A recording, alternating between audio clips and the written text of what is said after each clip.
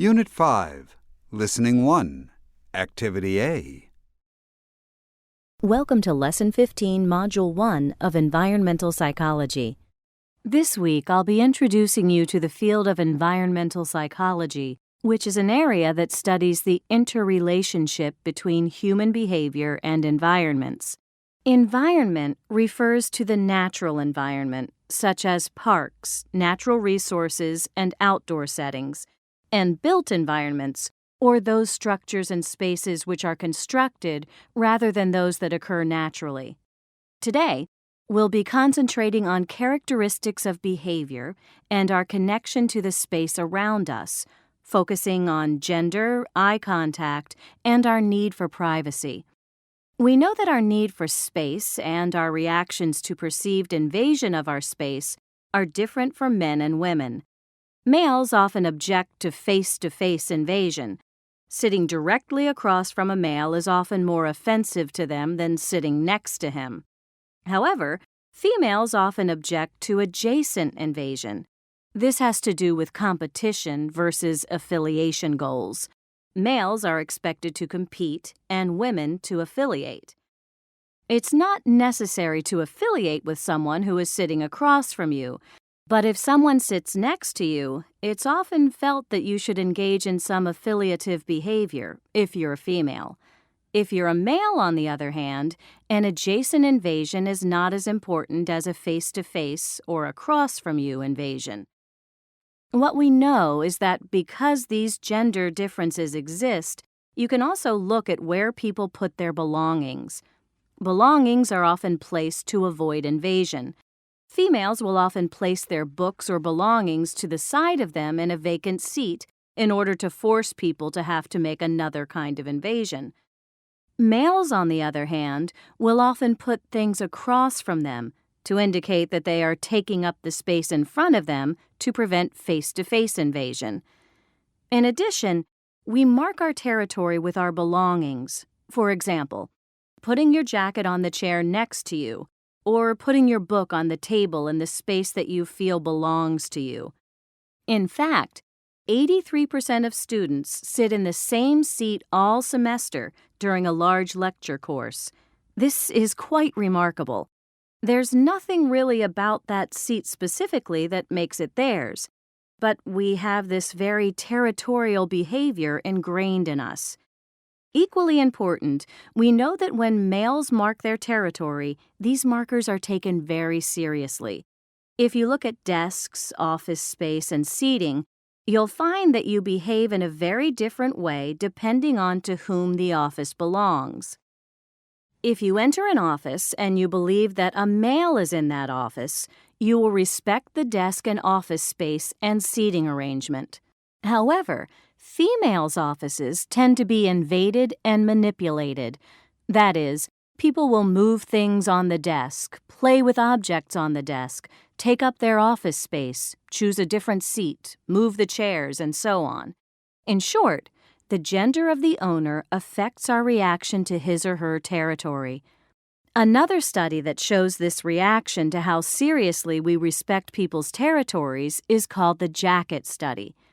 In this study, researchers put a clearly feminine or clearly masculine jacket on a chair when no one else was around. They then measured who would sit where and why.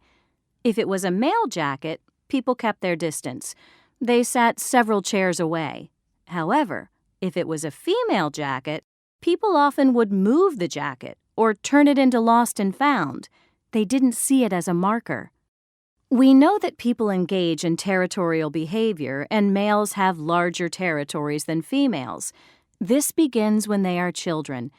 If you ask young children, who perhaps have just received a bike and have begun to explore the neighborhood using the sidewalks, you will find that the male children are often able to map out a much larger area of the place in which they play than females. Females typically draw perhaps their block or the houses across the street, but not much beyond that, whereas males will often draw 3 or 4 blocks, sometimes even a 6-block radius around their own home. You can also look at yourself in terms of whether or not you are territorial. Often, when you go to a restaurant and the server puts your plate in front of you, you can't help but touch it. This is why they always warn you the plate is hot, because they know your instinct is to touch the plate. The next time you eat out, try very hard not to touch the plate. It's very difficult to refrain from doing so, and now that I've made you aware, maybe you'll see just how territorial you really are. Eye contact is also an indicator of how we feel about personal space.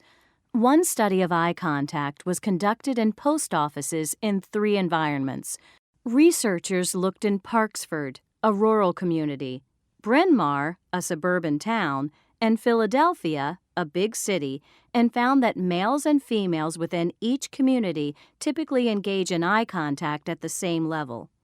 However, both genders were less likely to make eye contact in the city, moderately likely to do so in Bryn Mawr, and most likely to do so in Parksford. That is, in Parksford at the post office, you're expected to look at everyone, say hello even. However, in Philadelphia, you should not make very much eye contact, and only about 10% of people did. This is a way of maintaining space. In a rural area such as Parksford, you often feel that you have enough space and you aren't being threatened, so there's no need to be territorial. There is also no reason to feel like you might be invading someone else's territory. However, in Philadelphia, you can maintain a sense of privacy by not making eye contact with others. It's even considered polite, and when people do make eye contact, it's often thought to be strange, weird, or cause for concern. Another form of visual intrusion is the ability to see or be seen.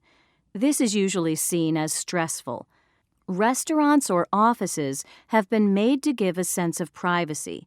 However, even though they add barriers or other clear panels, this does not decrease visual intrusion or give anyone a sense of privacy.